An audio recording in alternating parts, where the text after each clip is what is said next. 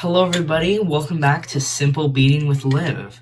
Today we are going to be teaching you how to make a worm. Now, quick disclaimer, this is pretty difficult and I would not suggest you try to learn this if it's your first time beading, but if you really want to push yourself and experience some new challenges, this is a really fun one to do. So, what you're going to need is 6 inches or 15 centimeters of wire. We use 0.8 gauge wire. And 28 gauge wire.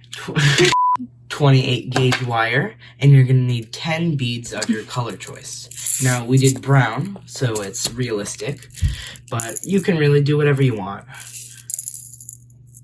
Pouring is difficult.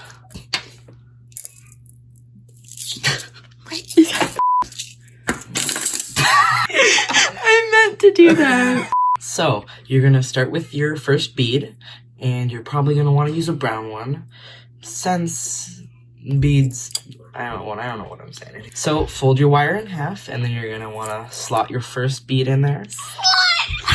And then you're gonna want to put it around the middle of the wire and do one of these little thingamajigs. Again, this is pretty challenging, so don't worry if you get angry. I'll be there for consolation in the comments, and I'll be your emotional support animal. Wait, what? Emotional support human. And then now we have our second bead. We're just gonna do the exact same thing. It doesn't really matter which side you put your bead on, like for which side of the wire, if it's the left or the right. I'm doing the right, but it really doesn't matter. They both work. But basically, you're just going to keep doing this difficult process until you've used all your beads. I'm just going to skip ahead in the video once I have completed it. I finished the 10 beads, so now that you have finished your 10 beads, you're basically, instead of looping a new bead, you're just going to do that wire loop over your final bead.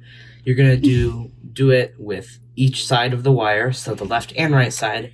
So then your worm will not like disintegrate and fall apart, because nobody likes a broken worm. But yeah, and then you're going to want to twist it so then it does not become frayed at the pointy bits, and then use scissors to cut it off.